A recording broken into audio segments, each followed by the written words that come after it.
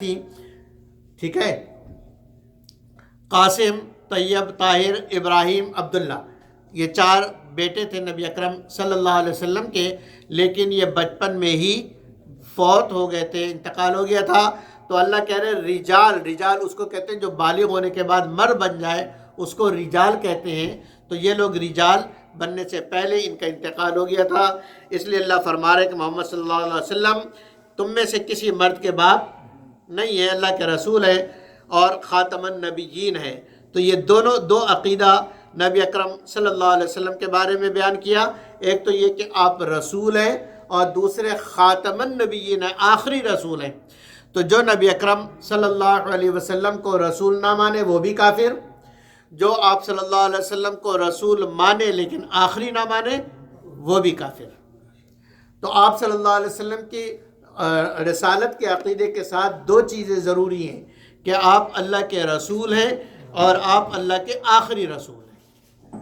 آپ کے بعد قیامت تک کوئی نبی نہیں آئے گا، جو آئے گا وہ دجال ہوگا، وہ غلام احمد جہنمی ہوگا، ٹھیک ہے کہ نہیں؟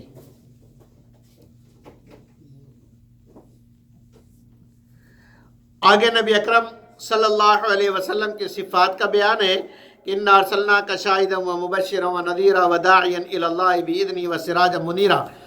اس کے بعد یا ایھا النبی اِنَّا أَحْلَلْنَا لَكَ أَزْوَاجَكَ اللَّاتِي، اس میں حضرت صلی اللہ علیہ وسلم کی خصوصیات بیان کر رہے ہیں کہ یہ وہ خصوصیات ہیں جو صرف نبی اکرم صلی اللہ علیہ وسلم کے لیے ہے، اور کچھ چیزوں میں امت شریک ہے۔ پہلی چیز کہ نبی اکرم صلی اللہ علیہ وسلم کے لیے 4 سے زیادہ بیویاں جائز، امت کے لیے جائز نہیں، امت کے لیے جائز نہیں۔ اسی طریقے سے جو عورت اگر یہ کہے کہ جی میں نے اپنے آپ کو آپ کے حوالے کیا، میں نے اپنے آپ کو آپ کے حوالے کیا اور آپ نے فرمایا کہ میں نے قبول کر لیا، نکاح ہو گیا، نکاح ہو گیا، لیکن امت کے لیے ایسا نہیں ہے کہ مرد اور عورت ملے، وہ کہے کہ میرے پاس فون بھی آتا ہے، عجیب لوگ ہیں۔ میں نے کہا نہیں، ایسے سب کچھ ماننے سے نکاح نہیں ہوتا جب تک گواہوں کے سامنے تمہارا نکاح نہ ہو۔ نہیں جی میں نے تو اپنا سب کچھ اس کو مان لیا اور اس نے مجھے سب کچھ اپنا مجھے مان لیا۔ میں نے کہا سب کچھ ماننے سے کچھ نہیں ہوگا جب تک نکاح نہیں ہوگا۔ سمجھ آ گئی کہ نہیں؟ اشارے کر رہا ہوں۔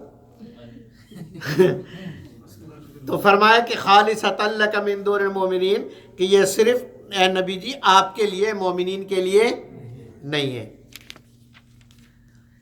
اگلے جب نبی اکرم صلی اللہ علیہ وسلم نے حضرت زینب رضی اللہ عنہ سے نکاح کیا، اگلے دن ولیمہ کیا، ولیمے کے لیے دعوت کی، تو کچھ صحابہ وقت سے پہلے پہنچ گئے۔ گھر تو چھوٹے تھا اور کمرے تو نہیں تھے، کمرہ الگ ہے، کچن الگ ہے، بس ایک ہی 4 دیواری ہوتی تھی۔ تو حضرت زینب رضی اللہ عنہ کو منہ دوسری طرف کر کے بیٹھنا پڑا۔ یہ لوگ گھر میں بیٹھ گئے اور باتیں کرتے رہے، یہاں تک کہ اس کے بعد پھر کھانا لگا، اور کھانے کے بعد بھی یہ لوگ جو ہے وہ باتیں کرتے رہے۔ نبی اکرم صلی اللہ علیہ وسلم کو ظاہر تنگی ہو رہی تھی اور آپ باہر غصے میں اٹھ کے باہر چلے گئے۔ پھر آپ اندر تشریف لائے تو لوگ پھر بھی بیٹھے ہوئے تھے، آپ پھر باہر چلے گئے۔ تو پھر اللہ رب العزت نے یہ آیت اتاری اور اس میں یہ حکم دیا، یہ آداب بتلایا کہ اے ایمان والو، یا ایھا الذین آمنوا لا تدخلوا بیوت النبی، کہ نبی کے گھر میں داخل مت ہو، الا ان یؤذن لکم، اس وقت داخل ہو جب تمہیں اس کی اجازت دی جائے، یعنی کھانے کا جو وقت اس سے پہلے نہ جاؤ، اور جب کھانا کھا لو، اچھا الی طعام غیر ناظرین اناہ، کھانے کی طرف نہ دیکھتے رہو کہ ابھی کھانا پک رہا ہے، ابھی جو ہے وہ نکل رہا ہے، ابھی جو ہے وہ کیا اعلان ہوگا کہ کھانا کھل گیا۔ تو ایسا انتظار میں نہ بیٹھو، بلکہ ولیکن اذا دعیتم فادخلوا، کھانے کا جو ٹائم ہو اس وقت جاؤ، فادخلوا داخل ہو، فاذا طعمتم کھانا کھاؤ، فانتشروا باہر نکل جاؤ۔ کھانے کی دعوت ہے نا، وہاں بیٹھنے کی دعوت تو نہیں ہے، تو کھانے کی دعوت ہے، جاؤ کھاؤ اور باہر نکل آؤ۔ فرمایا کہ نبی صلی اللہ علیہ وسلم ولا مستانسین علی حدیث، وہاں بیٹھ کے گپ شپ نہ لگایا کرو، اس لیے کہ تمہارے گپ شپ لگانے سے اہل خانہ کو کیا ہوگی؟ تکلیف ہوگی، جیسے میرے نبی کو تکلیف ہو رہی ہے۔ ان ذالکم کان یؤذی النبی، نبی کو اس سے تکلیف ہوتی ہے۔ فیستحیی منکم، تو نبی کو یہ حیا آتی، شرم آتی کہ تمہیں کہہ کے میرے گھر سے جاؤ، لیکن واللہ لا یستحیی من الحق، اللہ حق بیان کرنے سے شرماتا نہیں ہے۔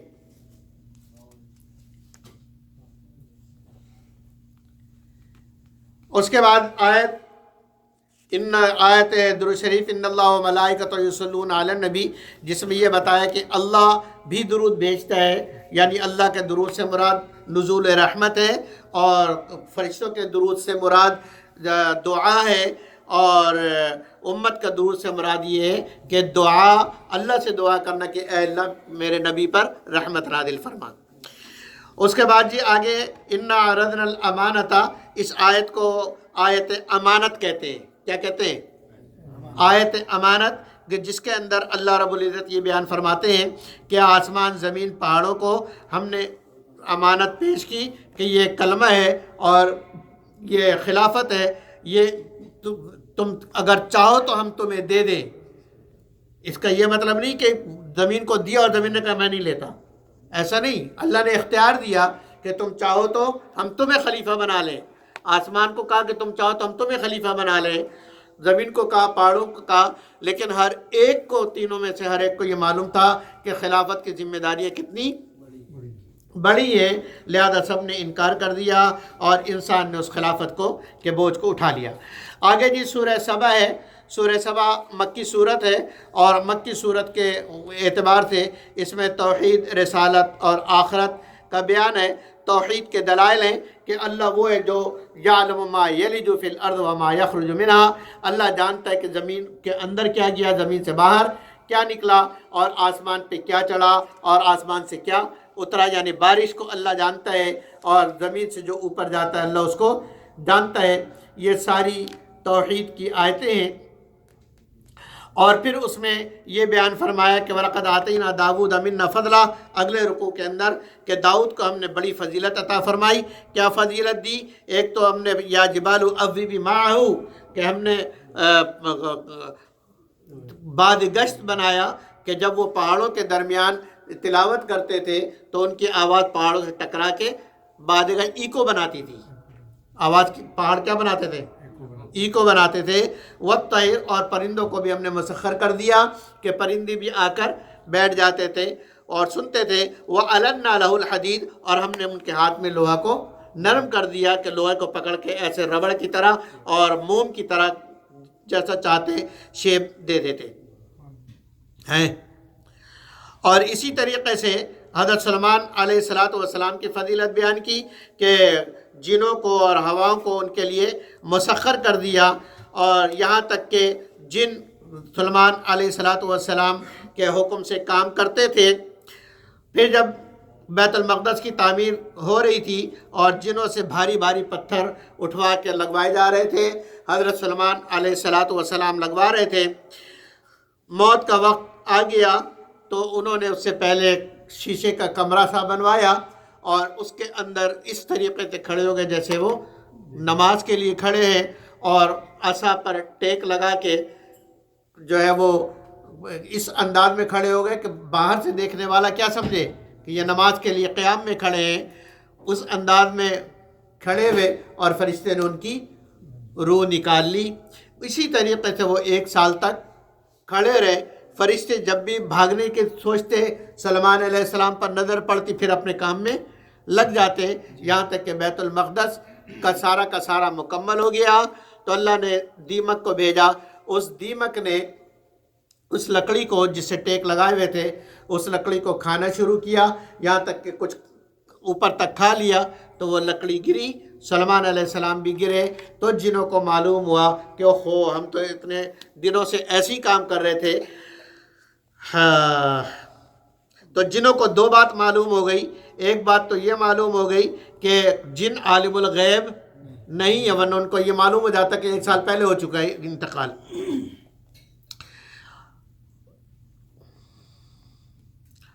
اگلا مسئلہ قوم سبا کا ہے کہ قوم سبا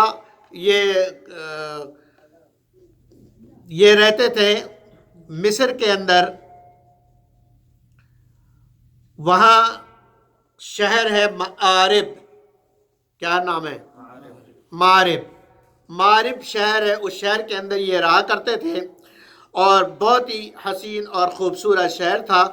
اور ایسے اس میں راستے تھے کہ اس کے دونوں طرف کیا تھے؟ باغات تھے کہ آدمی جب ایک جگہ سے دوسری جگہ جاتا تو پیدل سفر کرتے، کیونکہ باغوں میں رکتے ہوئے اور پھل کھاتے ہوئے جو ہے وہ دور دور کا سفر کر لیا کرتے تھے. اسی طرح انہوں نے ڈیم بنایا تھا. کیا بنایا تھا؟ ڈیم بنایا تھا.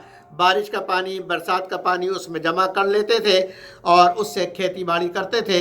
لیکن انہوں نے ناشکری کی اور آرام اور عیش کی ناشکری کی. اللہ رب العزت نے ناشکری پر چوہے بھیجے. وہ چوہے آ کر لگ گئے ڈیم میں. تو ڈیم کو انہوں نے چوہے نے کھانا شروع کیا اور جو ہے سوراخ کرنا شروع کیا. یہاں تک کہ سوراخ کرتے کرتے اتنا بڑا سوراخ ہوا کہ ایک دن وہ بلاسٹ ہوا اور سارا پانی شہر کے اندر آ کے سارے فصلوں کو اس نے برباد کر لیا. اور جو پہلے بہترین قسم کے پھل اور میوے ہوا کرتے تھے، اب صرف سارے میوے سارے پھل سیلاب سے بہہ گئے. صرف جو ہے وہ کیا کہتے ہیں، بیر، صرف بیر بچے، بیر کے درخت بچے کہ اب یہ بیر کھاؤ، بس تم اسی قابل ہو. سمجھ آ گئی؟ تو یہ واقعہ اس کے اندر بیان فرمایا ہے سورہ سبا کے اندر. اور اس کے بعد سورہ فاطر ہے. سورہ فاطر کے اندر بھی توحید مکی ہے. توحید کے دلائل اور توحید کے نشانیاں ہیں.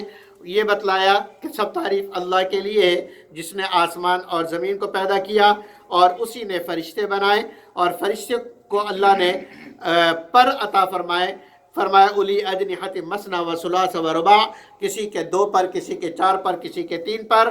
اور وَيَزِيدُ فِي الْخَلْقِ مَا يَشَاءُ، اللہ جس کو چاہتا ہے زیادہ دیتا ہے. چنانچہ حضرت جبریل علیہ السلام کے 600 پر تھے. آگے فرمایا کہ اللہ جس کے لیے چاہتا ہے اپنی رحمت کھولنا تو کوئی بھی اس رحمت کو بند نہیں کر سکتا، اور جس کو اللہ رحمت نہ دینا چاہے کوئی اس کو رحمت دے نہیں سکتا. اس میں بیان فرمایا. اور یہ بیان فرمایا یا ایھا الناس انتم الفقراء الی اللہ، اے سارے کے سارے انسانوں، تم سارے کے سارے اللہ کی طرف فقیر ہو. واللہ الغنی الحمید، اللہ غنی ہے اور تعریفوں کے لائق ہے، لہذا اس سے ہی مانگو. اور آگے اسی طریقے سے اللہ نے توحید کے نشانی میں پہاڑوں کو بیان فرمایا کہ پہاڑ کو دیکھتے نہیں کہ کیسے، یعنی اس میں ان کو اگر لیئر کاٹو تو کتنے مختلف رنگ کے پتھر اس کے اندر ہیں. تو اندر ان پتھروں کو کس نے رنگ دیے؟ اللہ اکبر. اس کو بیان فرمایا. اور اس کے بعد سورہ یاسین ہے. سورہ یاسین کا شروع کا حصہ اس صورت میں ہے. سورہ یاسین سے انشاءاللہ کل بیان کریں گے 23ویں پارے کے ساتھ. اللہ تعالیٰ سمجھنے اور عمل کرنے کی توفیق عطا فرمائے. وآخر دعوانا ان الحمد للہ رب العالمین.